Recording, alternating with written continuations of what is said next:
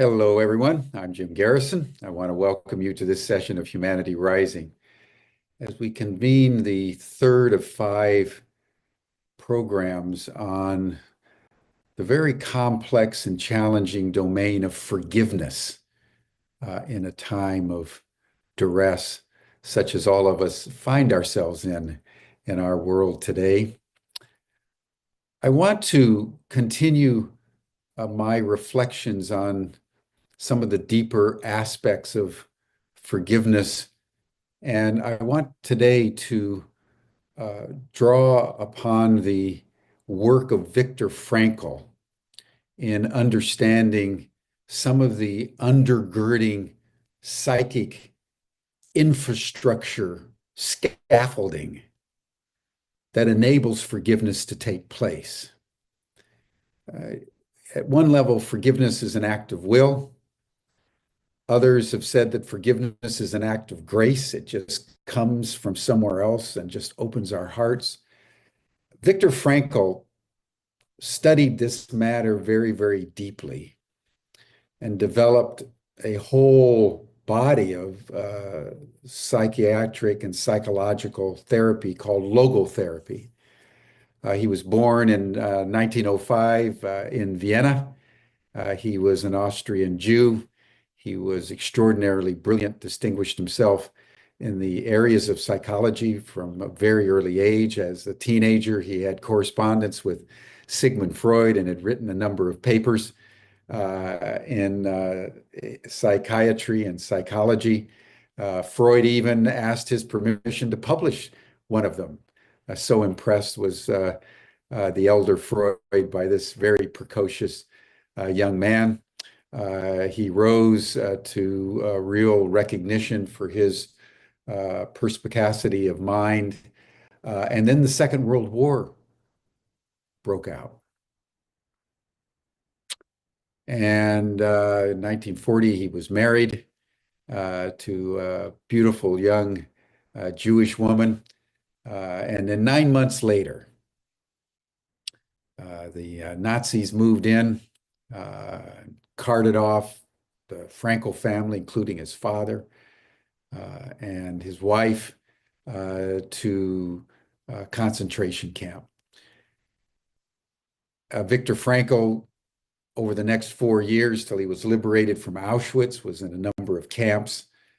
And if you've read Man's Search for Meaning, which was one of 39 books that he published, but was his magnum opus, he tells the story of how he was able to survive. And those of you who have read his work know that he got off the train in Auschwitz, having kept secret a manuscript that he was just finishing before he was taken into the concentration camps. And he says, I had no idea how I was going to keep it, but I knew this was the most precious thing in the world, and it was discovered and it was thrown away. But as a psychiatrist, he began to observe the inmates in the concentration camps and there at Auschwitz, and realized that there was this pattern that he observed. That initially it was just complete shock at what was happening, that gave way to apathy and an inability to respond adequately to new traumas, that gave way to despair and eventually death. And one day, as he was in a work gang in the freezing cold, with just kind of pajamas on, no socks in his shoes, and it was freezing, and they were breaking up the ice, and the Gestapo were beating them and shooting some for dereliction of duty. Viktor Frankl all of a sudden had an experience of such deep love for his wife that he knew was in the women's section of the camp, that he was transformed because he was transported into another level of being. And he realized a very deep insight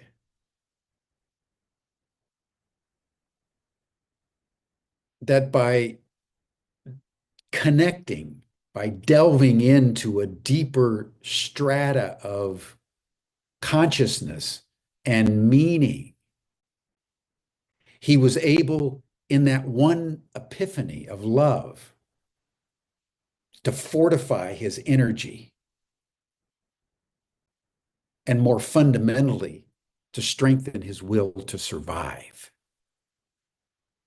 And he pondered that. And he realized some very simple but profound truths that I would posit have a lot to do with our capacity to forgive. He realized, as he recorded it in Man's Search for Meaning, that when we cannot change the circumstances outside of ourselves, we are challenged to change our inner disposition in responding to those circumstances. And that when everything else has been stripped away, his father died, his wife died, everybody died. When everything is stripped away, there's the last of the human freedoms, he said. That freedom to determine how you are going to respond. And this, of course, was not new to Viktor Frankl. If you've read the ancient Stoics, Marcus Aurelius, Epictetus of ancient Rome and Greece, this is what the Stoics said, that everything in our life is out of our control, except one thing. And that is that moral quality within all of us that orients our being to how we're going to respond. And if we understand that, as Viktor Frankl was to articulate it in his logotherapy, we undergird our experiences in a deeper level of meaning. And it's that discernment of a meaning matrix bigger than ourselves, bigger than even the situation in which we find ourselves, that enables us to forgive.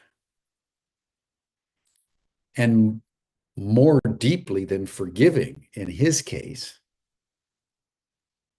enables us to survive. Because physical energy, as he discovered, is one thing. You can be in a concentration camp and fed a crust of bread every other day. And if you can connect to love, if you can connect to empathy, you receive energy from the field that constitutes the cosmos itself.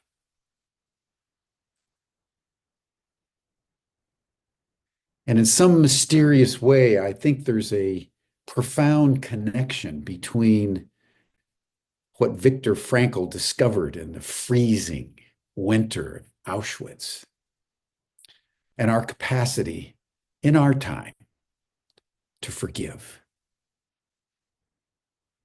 So thank you, everyone, for joining us today on Humanity Rising. It's always a delight to share time with you as we ponder these very deep, eternal complexities that have challenged the human soul for millennia, since ancient times, and now weigh upon us as if new. But by connecting to these ancient wisdoms, we are strengthened to overcome.